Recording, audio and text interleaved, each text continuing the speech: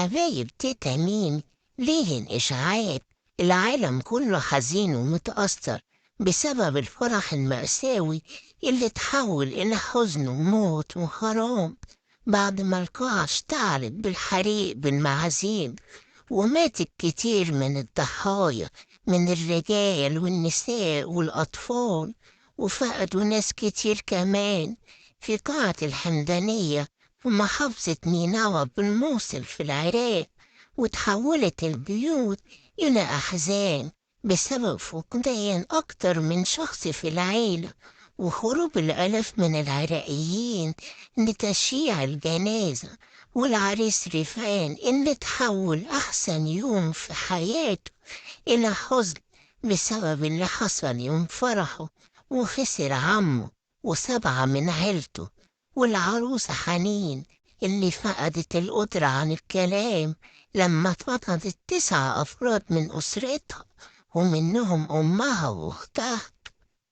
وكل كوم والست العرافة كوم اللي اتنبأت باللي هيحصل في العراق، وبتقول الأفراح هتتحول إلى أحزان وحرايق ولهب بيحاصر الناس. ده بيقولوا زمان كتب العرافون ولو صدق.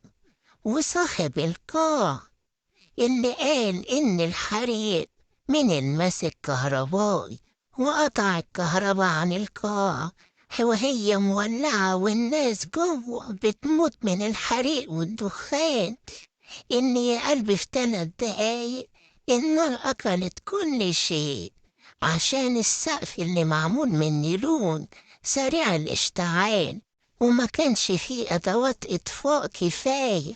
وده كله وبعدين بيطلعوا إشاعات على العريس والعروسة، إشاعة إيه إنهم هيسيبوا بعض، وإشاعة إيه إنهم هيسيبوا البلد.